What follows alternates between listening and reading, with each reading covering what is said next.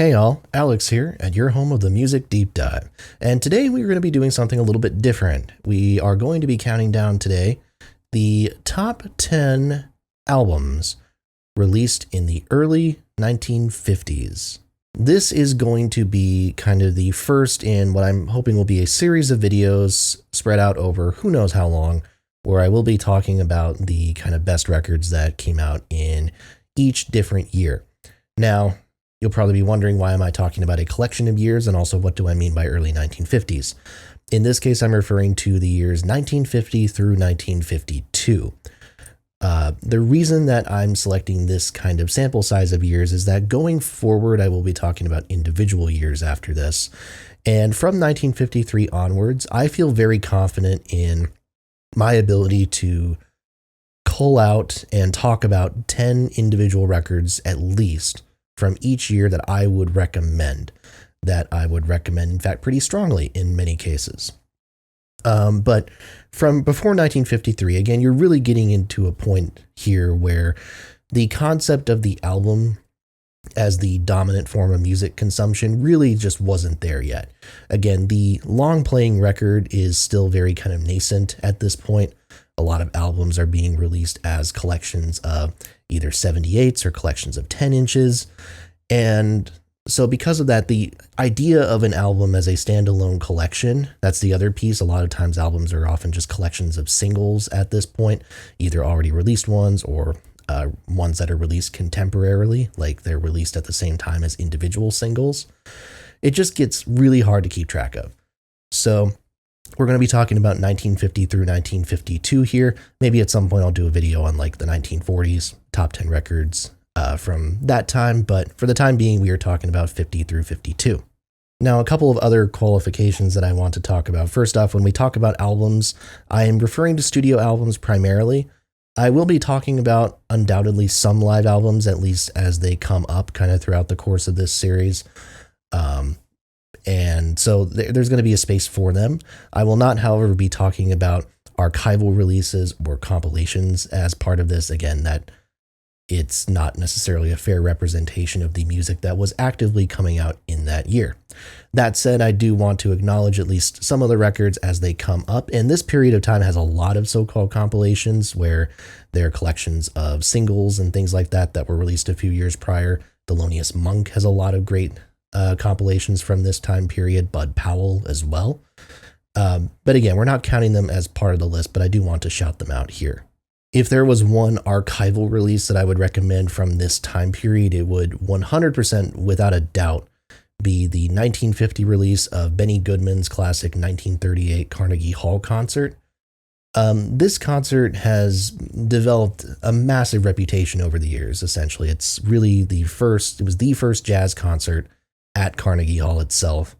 And it really, in like a lot of people's eyes historically, is the representative of the moment when jazz music became acceptable to the mainstream. It's not really a surprise or a secret that kind of after this point is when big band has really its biggest moment as a genre. But even then, when you listen to the Carnegie Hall concert, it just covered so much ground. There's an entire bit in the middle where they're doing just kind of an overview of the history of jazz music and some of the various great composers and things like that, including people who will later be influential on the development of like bop music, for instance, like Coleman Hawkins. And it's phenomenal. It's great stuff. Count Basie does a guest appearance on it. It sounds excellent for what it is, considering it's essentially the equivalent of a radio recording from that era. And Carnegie Hall is not necessarily a place that's built for like loud ensembles. It sounds really cool, and you can feel the audience energy picking up over time as well, which is really important and really, again, effective and conveys the feeling of that moment and just how well that concert went down.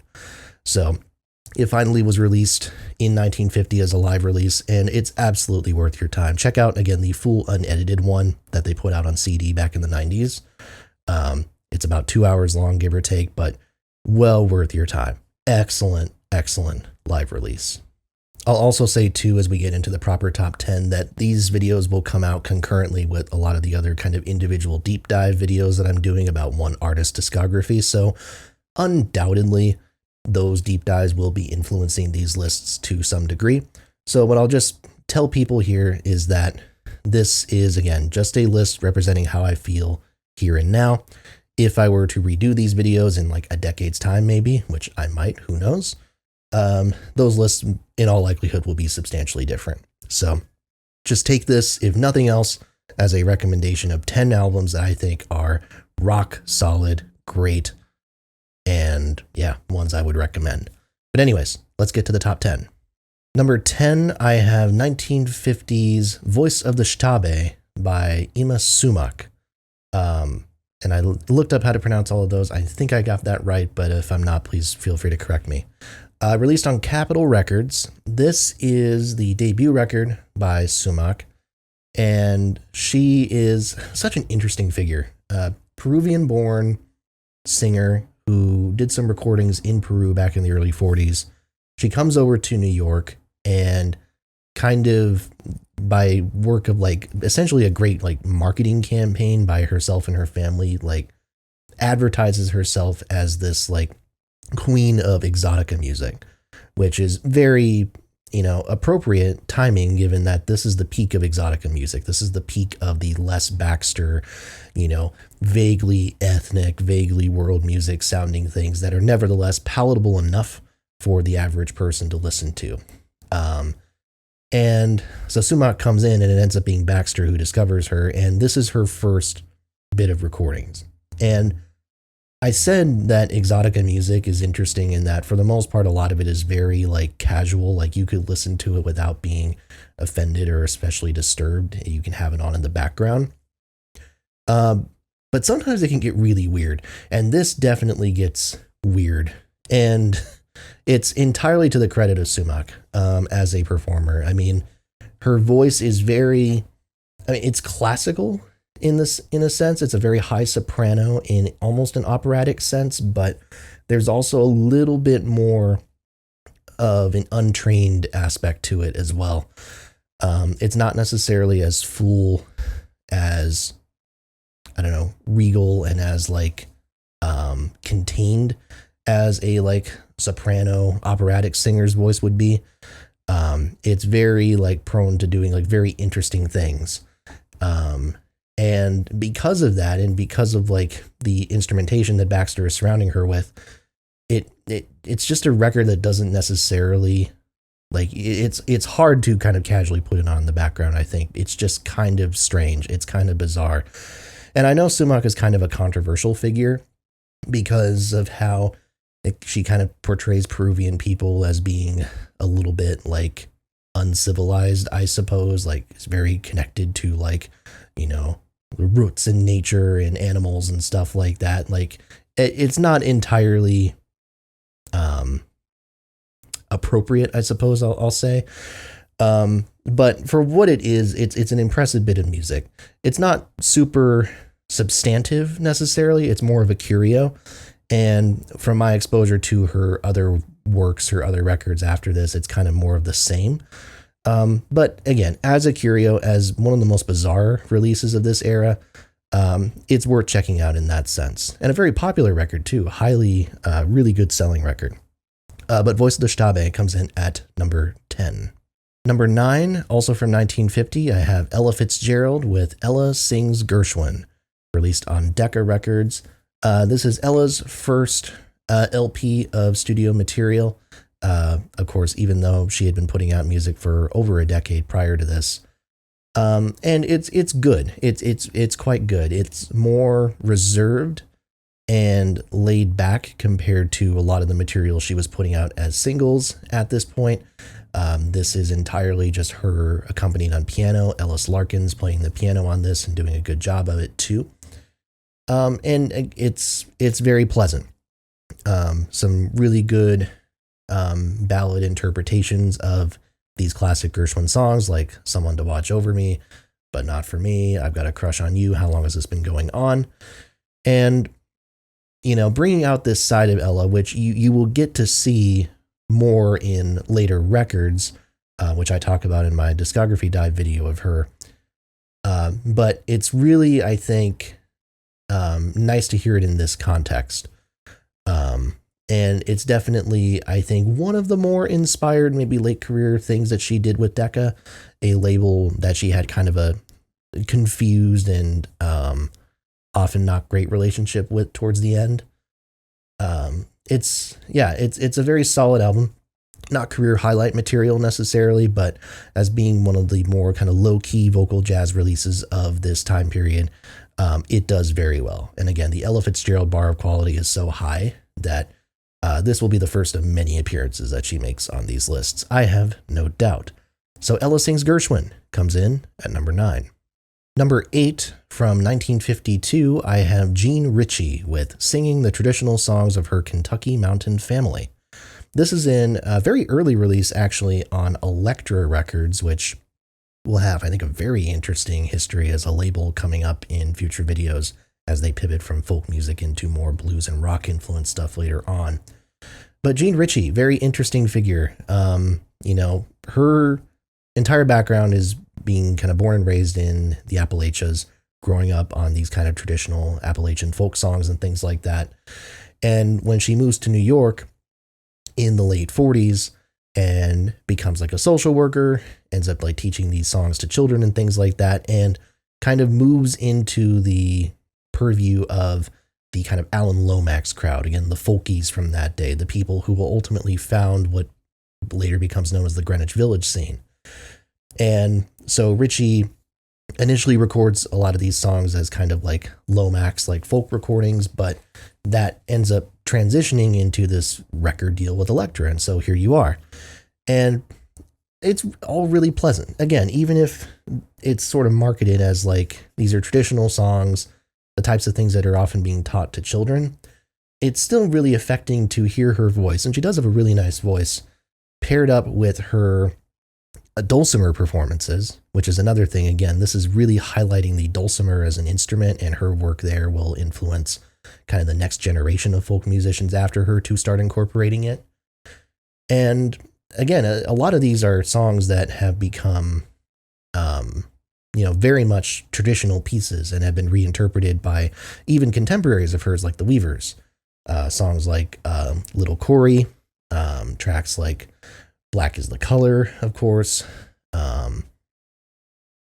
Hush Little Baby, again, that's getting more into kind of the nursery rhyme piece of it, but very like solid, just collection of songs that feels very historically important, but not to the point where it removes any sort of like actual enjoyment of the material. Like you can put this on as a 50s folk record and get enjoyment out of it, just on a casual level. It's very pleasant. It's all very brief. There's like 16 songs on here. They're all like 2 minutes or shorter, but very pleasant, very interesting material, and well worth a listen. Jean Ritchie, Singing the Traditional Songs of Her Kentucky Mountain Family, comes in at number 8. Number 7, I have Nat King Cole with 1952's Penthouse Serenade. Nat King Cole at the piano.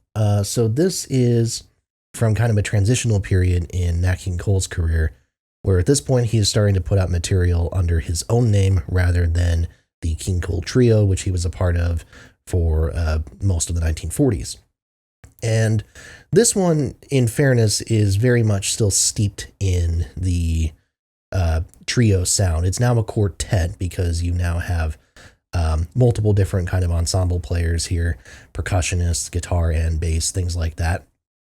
But the catch here is that now this is also a instrumental album, so the focus is on Cole's piano here.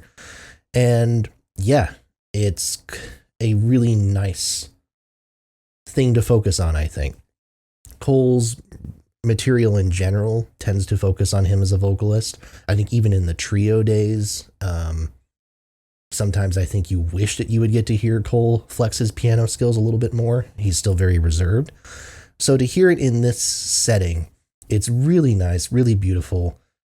Tracks like Somebody Loves Me, Laura, Polka Dots and Moonbeams, maybe the highlight here for me. I think just show off his ability to play very sensitive material, but also just kind of play in a very diverse way. he kind of wears a few different hats as a pianist, and he can kind of shift his styles depending on what the mood calls for.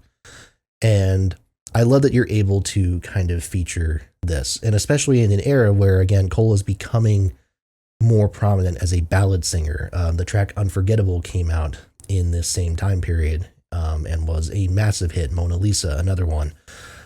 Cole is becoming a ballad singer who is more and more stepping away from the piano and singing to a microphone standalone. And so getting to hear his skills as a pianist here it's really nice. It's really nice. So Penthouse Serenade comes in at my number 7. Really good kind of piano-based jazz record. Check it out. Number 6, I have Billie Holiday with her debut record in 1952's Billie Holiday Sings, released on Mercury Records. It would later get re-released on Clef a couple of different times. Again, like Ella Fitzgerald, Holiday, of course, had been making music for 10, 15 years, at least prior to this. So this is a quote-unquote debut record that comes in actually kind of in the beginning of the twilight years of her career. But, for what it is, it's really, really good. It's pretty great. I love Billie when she is in a setting that allows her to kind of play around with the instrumentalists a little bit. You get that in some upbeat numbers and upbeat records later on, but I definitely think you get it here, even in a mostly kind of ballad heavy record with songs like, Solitude. These Foolish Things is fantastic. You Go to My Head, of course. The ensemble that is surrounding her, anchored by my main man, Oscar Peterson, on the piano, who I adore, and people like Barney Kessel on the guitar. It works so well, and she's able to kind of bounce off of these piano chords, these guitar flourishes, these light drum patterns by Alvin Stoller. And it feels like she's filling into the space. It's really well done. It never feels monotonous in a way that a ballad record can, because they're always doing just enough to keep you engaged. Now, again, this is the 50s. This is getting to the point where you can already hear Holiday's voice like declining a little bit, becoming a little bit raspier, more weathered, but it's not a distraction by any means. It's not as prominent as it will become on her kind of very late records. And again, it's just a really strong collection of vocal pop, vocal ballads, and an indication of the fact that Holiday was, still very much the queen of those at this stage of her career.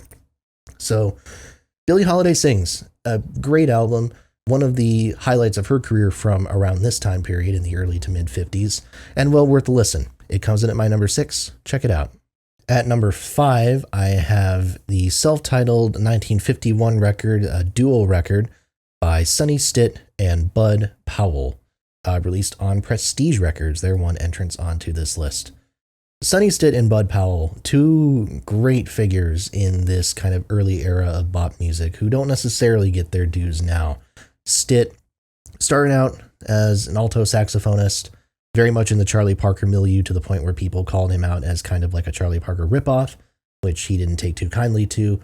Part of why he eventually moves to the tenor saxophone, which is what you hear him playing here, and really kind of carves out his own identity in that sense. And you hear his influence on a lot of different tenor saxophonists to come afterwards.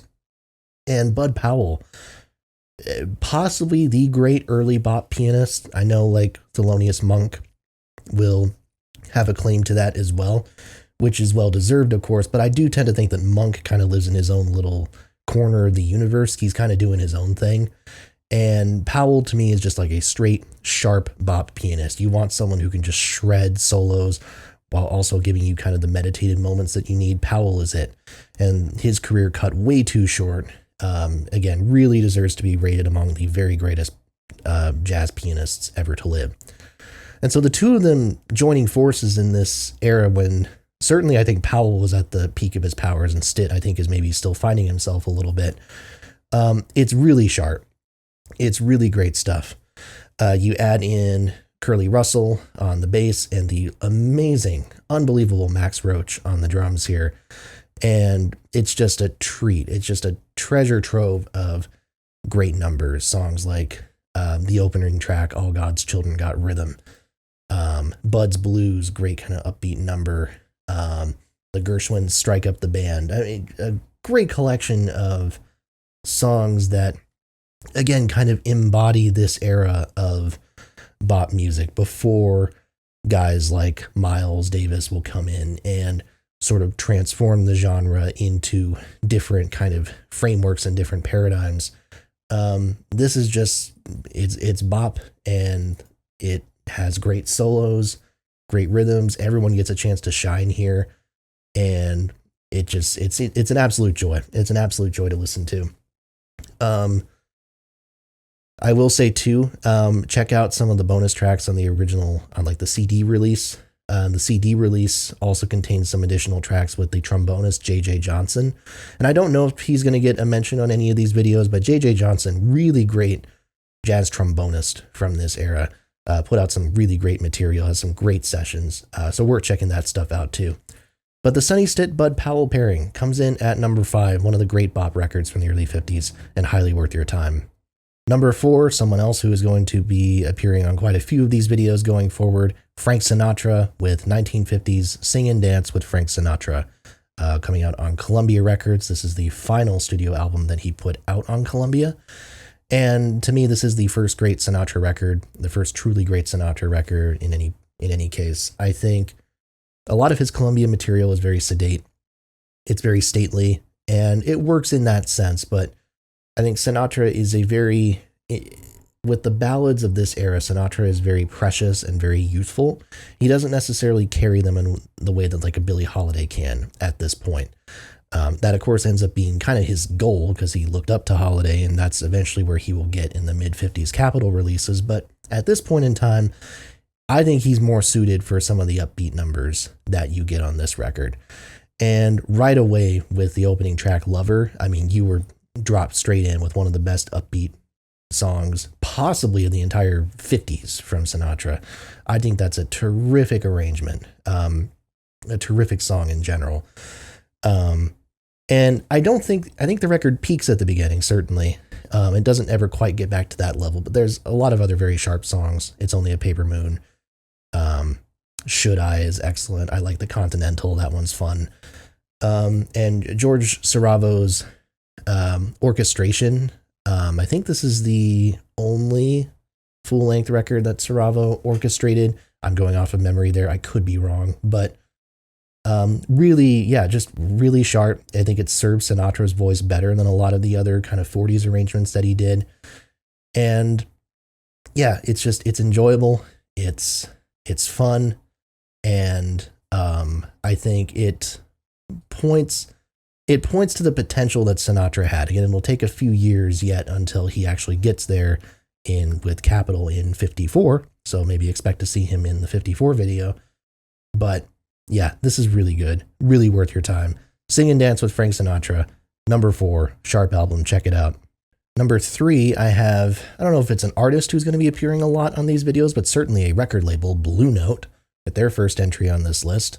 I have Milt Jackson with 1952's Wizard of the Vibes. Milt Jackson, yeah, I mean, one of the great jazz vibraphone players, unquestionably, possibly the greatest ever. And this record is, I don't know if I'd call it a coming out party necessarily, but when I think of Milt Jackson and I think of great individual Milt Jackson records, this is the one that always kind of stands out to me. The vibraphone is an interesting instrument, I think, in that hardly anybody is going to deny that it sounds really cool, but it's also hard to, at least with modern ears, to separate it from the very kind of clinical and sanitized aesthetic of like elevator music or something. Kind of like that side of like what jazz and easy listening music would turn into. But most people don't necessarily think of the vibraphone as an instrument that can not only fit into a bop setting, but fit really damn well. And Milt Jackson proves it here because these songs go hard as hell. It also helps that half of the songs on this record are from a 1951 session featuring, among others, Thelonious Monk, on the piano and Art Blakey on the drums, kind of some early Art Blakey recordings here, which is really cool. Like that helps, but there's no doubt that even in the sessions when they're not present, and those are still like really strong, you have people like Lou Donaldson and Percy Heath and Kenny Clark on them. Like Jackson still makes it clear that like he's the star of the show. The upbeat numbers on here, and there are quite a few of them, go really hard. They're a lot of fun. And even kind of the more like sedate stuff as well, I think is still very tasteful and avoids the trap of sounding like cliche to the point where you're wanting to like fall asleep. I think Crisscross is terrific. Willow Weep for Me is really nice. Bag's Groove is just outstanding. It's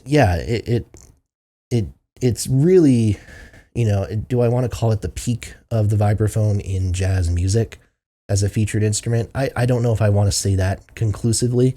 I think I would want to go through a lot of other jazz records before making that statement, but I do think it is an early peak. It is, you know, a sign of something that maybe, you know, the vibraphone is not necessarily something, again, that we associate with bop instrumentations, and you don't really see it as much apart from like the Milt Jacksons of the world or like Modern Jazz Quartet or whatever. Like you don't really hear it much apart from that. So maybe in the sense this is kind of a fragment, a relic of an era of jazz that's kind of bygone at this point. But I mean, you don't necessarily need to wear that hat of nostalgia to understand that these songs just groove hard, that they really just hit, that it's really sharp, and Jackson's playing is incredibly technically impressive. Take it from someone who has a percussion background, like what he's doing is outstanding on here.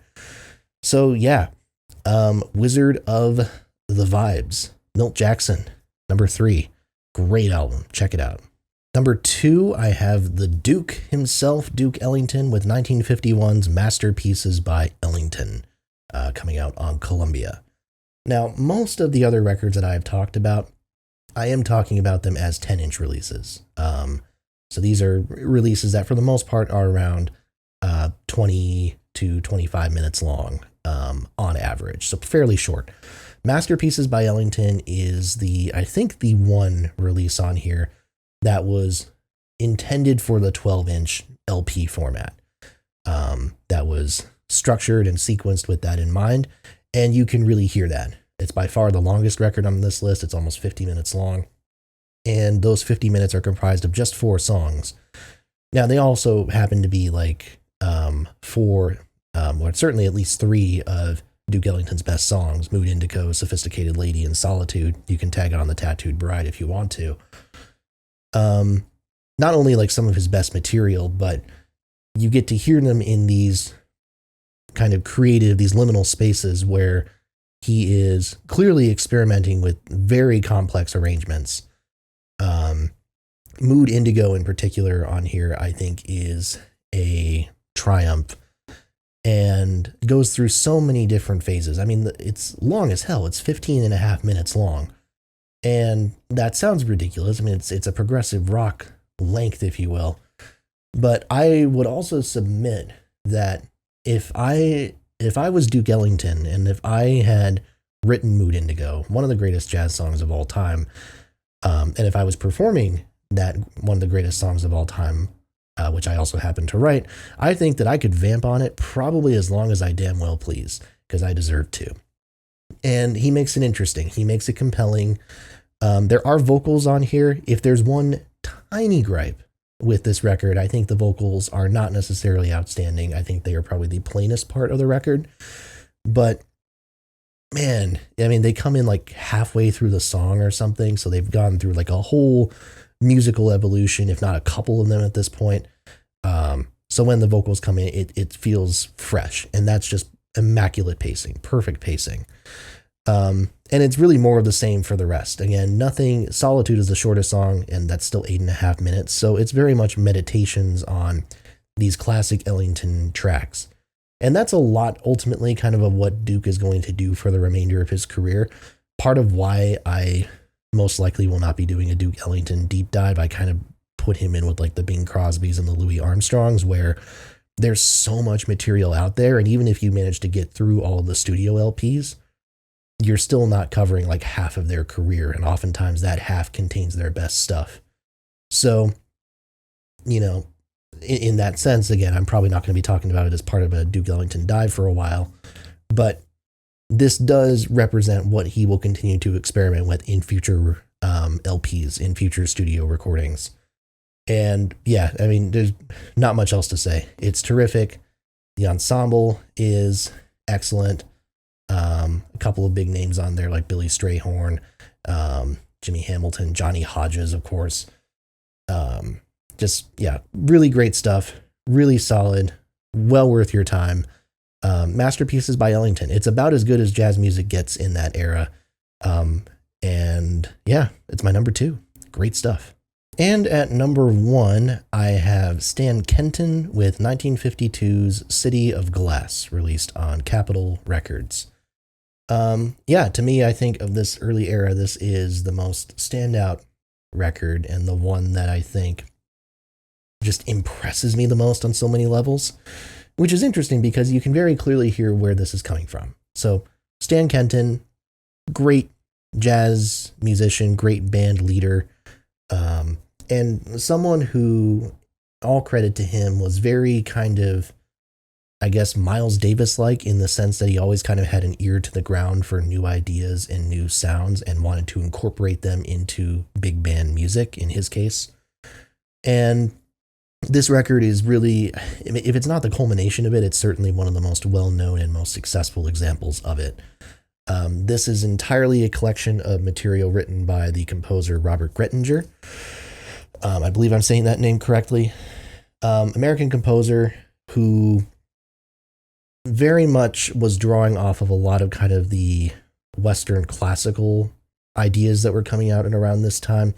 You know, in the Western classical world, I mean, at this point, we are very much kind of like we're after the sort of like tonal era of classical composition. We're no longer in like your Beethovens or even like your late romantics like Debussy or what have you. We're very much in kind of the post-serialist, post-12-tone era. People like Berg, of course, are doing things. Webern, who are like experimenting with both like tonalities and what it means to write melody and harmony and things like that, but also just like colors and just sounds and textures. Messiaen in France, for instance. And Grettinger is very much kind of drawing from those influences and like American composers like Charles Ives and what have you to take these ideas and then fuse them into a jazz ensemble. So Kenton's ensemble, which in this case is very much just like an orchestra with a strong like jazz influence. You know, it's a matchup that really is kind of a best of both worlds type of thing. You hear City of Glass talked about as like one of the first examples of quote unquote third stream music, which if you're not familiar is basically a mixture of classical and jazz music. Think like the logical extension of George Gershwin's Rhapsody in Blue. That's what third stream is. But whereas, you know, something like Rhapsody in Blue is very much a classical composer trying to put themselves in the head of jazz music, which even at that time was a very nascent and young genre. In this case, this is a classical composer and a jazz musician joining forces to create something that truly mixes both. So while I would never confuse this material for being just a straight up jazz record because there are way too many sections of dense string material that, again, you know, very much recall something that Messiaen would have written at around that point or whoever else. While you have those, you do also have moments where you can hear that big band like swing. The individual like brass instruments seem to kind of cry out in moments and show themselves. And it feels, kaleidoscopic is a cliched word, but it's the one that comes to mind. It's just this fusion of genres that is living in both worlds simultaneously and is massive, and it's enveloping, and it's futuristic in a really cool way. I think that's the big thing, especially when you combine with that album cover, which is, I think, just really damn cool. It feels like the music of the future, more so than any of the, like, not exotica, but like space age pop that like Baxter and his contemporaries were also going to try to do it around this point. Like it feels like something like it's pointing forward towards something. And even though third stream jazz isn't necessarily like what we would define as like where music was headed at that point by any means, it obviously has become a very niche thing. It's still, you know, in a lot of ways, I think the direction that classical music has ended up kind of conclusively moving towards, if you wanted to pinpoint one in particular. And yeah, it just, there's so many ideas. It's such a cool record, super short. Again, if by today's standards, this would be an EP because it's just over 15 minutes long. If you listen to the CD version, there's a bunch of other recordings. Like it's basically like 3 or 4 albums all in one. And yeah, really cool stuff. City of Glass, #1, excellent record. Check it out. All right, and that is it. Those are my top 10 records from 1950 to 1952. So what I'm curious is, please, if you are interested, let me know what your 10 favorite records from 1950 to 1952 are, or just your favorites in general. Also talk about your favorite songs. I'm not going to be talking about my favorite songs like at separate videos here.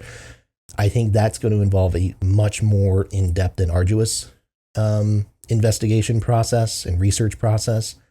So what I would recommend is, if you want to let me know kind of your favorite songs, that would be amazing.